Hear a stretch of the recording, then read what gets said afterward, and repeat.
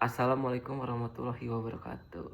Perkenalkan, nama saya Ridwan Adrian dengan NIM 24010213. Saya dari A1 2024.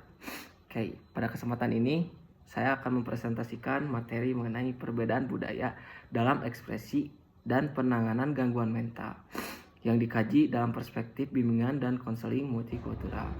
Oke, topik ini penting karena dalam praktik BK, konselor berhadapan dengan individu yang berasal dari latar budaya yang beragam, sehingga pemahaman budaya menjadi kunci dalam memberi layanan yang tepat dan efektif. Gangguan mental merupakan masalah yang dapat dialami oleh siapa saja, tanpa memandang usia, jenis kelamin, maupun latar belakang sosial. Namun, cara individu mengalami, mengekspresikan, dan menangani gangguan mental sangat dipengaruhi oleh budaya tempat ia dibesarkan.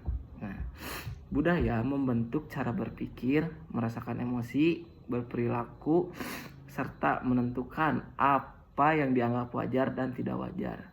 Nah, oleh karena itu, dalam bimbingan dan konseling, khususnya BK multikultural, konselor tidak dapat menyamaratakan pengalaman psikologis klien tanpa memahami konteks budaya yang melatar belakanginya. Setiap budaya memiliki aturan dan nilai tersendiri dalam mengelola emosi. Pada budaya kolektivistik, seperti sebagian besar masyarakat Asia, individu cenderung menahan emosi negatif seperti marah, sedih, atau kecewa demi menjaga keharmonisan kelompok. Mengungkapkan emosi secara terbuka sering dianggap tidak sopan atau berlebihan. Nah, sebaliknya pada budaya individualistik, ekspresi emosi secara terbuka justru dianggap sehat dan positif. Nah, individu didorong untuk jujur terhadap perasaannya dan mengekspresikannya sebagai bagian dari kesehatan mental. Perbedaan ini menyebabkan konselor perlu berhati-hati dalam menilai ekspresi emosi klien. Klien yang tampak pendiam dan tertutup bukan berarti tidak mengalami masalah, melainkan bisa jadi sedang mengikuti norma budaya yang dianutnya.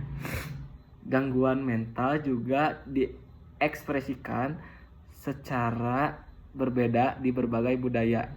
Di beberapa budaya, masalah psikologis lebih sering muncul dalam bentuk keluhan fisik seperti sakit kepala, nyeri tubuh, gangguan tidur, atau kelelahan berkepanjangan. Nah, hal ini terjadi karena keluhan fisik lebih mudah diterima secara sosial dibandingkan keluhan emosional. Nah, sementara itu, pada budaya yang lebih terbuka terhadap isu kesehatan mental, individu cenderung mengungkapkan gejala berupa kecemasan, perasaan sedih mendalam, kehilangan motivasi, atau perasaan tidak berharga. Nah, dalam konteks BK multikultural, konselor perlu memiliki kepekaan budaya agar tidak salah menafsirkan gejala yang ditampilkan klien, serta mampu menggali masalah psikologis secara lebih mendalam. Lalu budaya juga berperan besar dalam membentuk stigma terhadap gangguan mental. Nah, di beberapa masyarakat, gangguan mental masih dianggap sebagai aib, kelemahan iman, atau kegagalan pribadi. Nah, pandangan ini menyebabkan individu enggan mencari bantuan profesional karena takut dikucilkan atau dinilai negatif oleh lingkungan. Nah, stigma ini berdampak pada keterlambatan penanganan dan memperburuk kondisi individu, termasuk peserta didik di sekolah.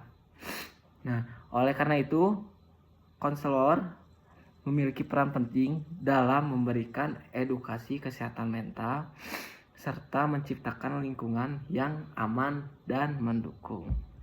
Nah, cara individu menghadapi gangguan mental juga sangat dipengaruhi oleh budaya.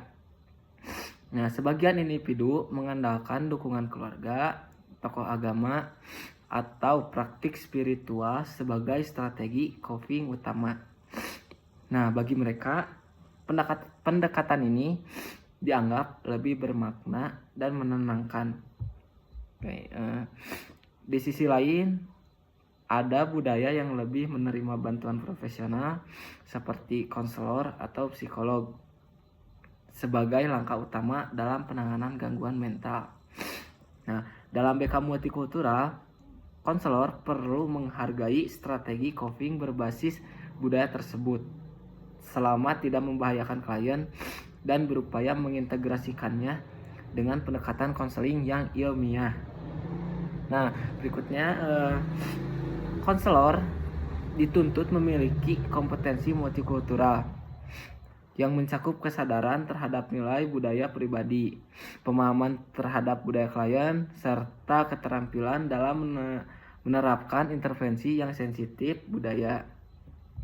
Konselor perlu menghindari sikap menghakimi, tidak memaksakan nilai pribadi, serta membangun hubungan konseling yang empatik dan saling menghargai.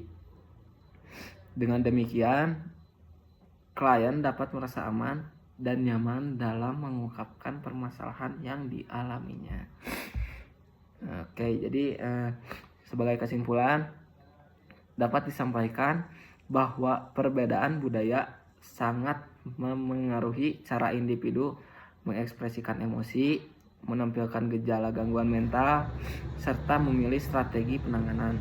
Nah, dalam bimbingan dan konseling multikultural, pemahaman terhadap perbedaan budaya menjadi dasar utama dalam memberikan layanan yang efektif, beretika, dan berpusat pada klien.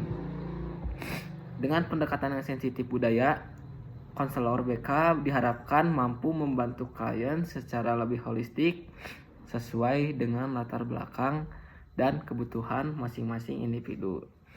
Oke, demikian paparan yang saya sampaikan. Semoga materi ini dapat menambah pemahaman kita tentang pentingnya perspektif multikultural dalam layanan bimbingan dan konseling. Terima kasih.